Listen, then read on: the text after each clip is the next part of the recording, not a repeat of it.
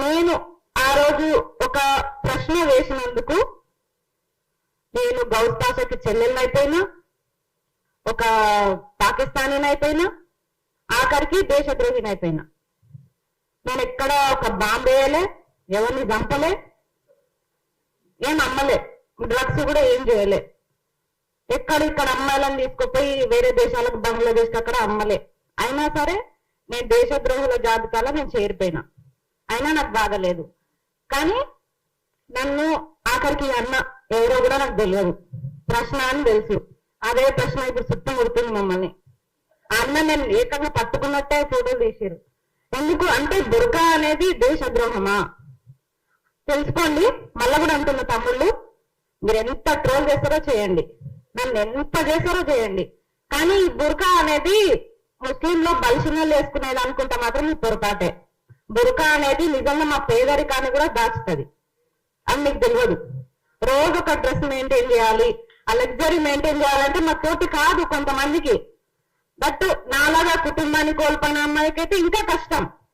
ఆ లైఫ్ ని నేను మెయింటైన్ చేయలేను. నన్ను తిట్టండి, ఎంత తిడతారో తిట్టండి. వ్యక్తిగతాలు బయట పెడతాం, నిన్ను రేప్ చేస్తాం, నిన్ను 15 వరకు చంపేస్తాం. సరే చంపేస్తారు, వ్యక్తిగతాలు. మీకు లేవా గతాలు? మీ నాయకుడికే ఉన్నాయి కదా, మా గతాలు ఏం బయట పెడతారు? అంతకంటే మించి మేము ఏం చేస్తున్నామని, అమ్మాయిలమని ఇంత భయపెట్టే ప్రయత్నాలు చేస్తున్నారు. సరే ఆ తర్వాత ఏదో నా నోట్లో మైక్ పెట్టారు, ఏదోండి మైక్ పెట్టారు. ఈ ఫోటోకి నేను అస్సలు బాధపడట్లే. మీరు మైక్ పెట్టండి, ఏమన్నా పెట్టండి, కానీ దీనిపైన రాసిరు చూడండి, రేపు జనసేన తెలంగాణలో వరంగల్కి వస్తున్నాడు, నువ్వు ఒక అమ్మకి అబ్బకి పుడితే అడ్డుకుంటున్నావా అడ్డుకో. లోకంలో లేని నా తల్లిదండ్రులు ఏం చేసేదండి? ఈరోజు నేను పుట్టి తప్పు చేసినానా? అంటే నా బుర్కా ప్రాబ్లమా, నా మతం ప్రాబ్లమా? నా తల్లిదండ్రులు ఎందుకు అంటారు చెప్పండి? అరే మీకు దమ్ము ఉంటే తమ్ముల్ని నాతో కొట్లాడండి, నేను కొట్లాడతా. నేను నా మీద దాడి చేస్తారా చేయండి, నేను కూడా దాడి చేస్తా. మాట్లాడతారా మాట్లాడండి, నాకు దమ్ముంది, నేను మాట్లాడతా.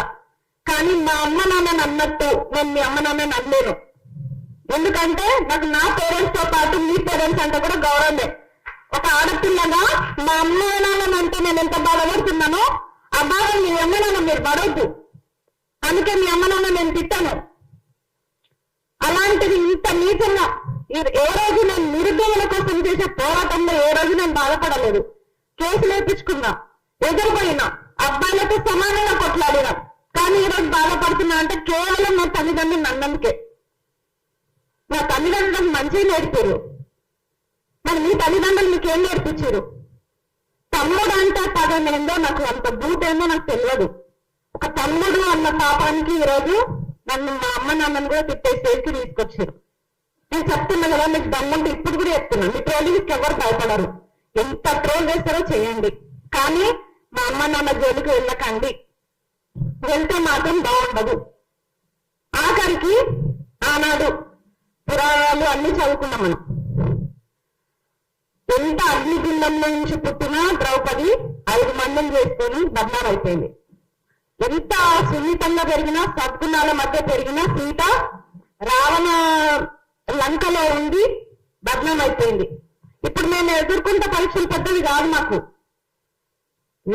లాగనింతంతో తిట్టిరు, ముందా అన్నారు, దేశద్రోహి అన్నారు, ఎన్నంటారో అనండి, అన్నిటికీ రెడీ. ఏ రోజులో దర్చుకోలే, భయపడలే. నా తల్లిదండ్రులు నాకు అది నేర్పలే. కానీ ఈ రోజు నా తల్లిదండ్రులే అంటే నాకు బాధ అనిపిస్తుంది. నా కళ్ళల్లో నీళ్ళు వస్తున్నాయని మళ్ళీ పెరుగుదాన్ని అనుకోకండి దయచేసి. తల్లిదండ్రులు అంటే ఎవరికైనా బాధనే అనిపిస్తుంది. నా తల్లిదండ్రులు అన్న కాబట్టి నా బాధ. మీరు ఇక్కడ నుంచట ఇంకొకటి, దీని ప్రొఫైల్ పేరు అయితే యద్భావతి పద్మావతి అట ప్రొఫైల్ పేరు. మళ్ళీ దాన్ని చూస్తే మా పిక్ ఎవరంటే పవన్ కళ్యాణ్ ఉంది. ఇప్పుడు నేను ఎవరి పైన కన్సెంట్ ఇవ్వాలి? పవన్ కళ్యాణ్ పైన ఇవ్వాలి కదా. మనం ఎందుకు బాధ అనిపిస్తుంది, ఎందుకు నొప్పి అవుతుంది మీకు? మీకు మూడింది. ఫస్ట్ ఆఫ్ ఆల్ మీరు ఎన్ని ట్రోలింగ్ చేస్తారో చేయండి. ట్రోలింగ్ ఆపమని మేము పెట్టాలి. ఇంకొకటి, మనకి ఇన్ని చట్టాలు ఉన్నాయి, ఇన్ని షీటింగ్లు ఉన్నాయి, ఇన్ని ఉమెన్ కమిషన్లు ఉన్నాయి, అయినా సరే ఇలాంటి పరిస్థితి వచ్చింది మనకి. ఇడ ఎందుకంటే బాధితుల మనము కంప్లైంట్ ఇచ్చి మనం ఎక్కువ తిరగాలి. ఫస్ట్ ఆఫ్ ఆల్ వాళ్ళేమో దర్జాగా ఉంటారు. ఇది ఎప్పుడు మారుతుంది ఈ సిస్టమ్?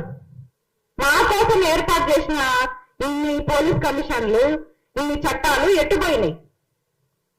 అయినా మేము తిరగాల్సి వస్తుంది. మేమే కంప్లైంట్ ఇచ్చి మేమే 100 సార్లు తిరగాలి. ఆడేమో దర్జాగా ఉంటాడు.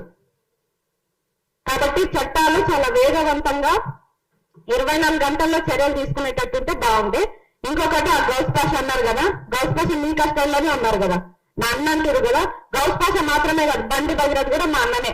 ఇద్దరిని ఒకటే తాడికి ఉరేయండి, ఒక్కటే తాడికి ఉరేయండి, ఇద్దరికి ఒకటే శిక్షణ అమలు చేయండి. నేను అంటూ పడితే అప్పుడు నన్ను తీసుకుపోయి పాకిస్తాన్ లో వదిలేయండి.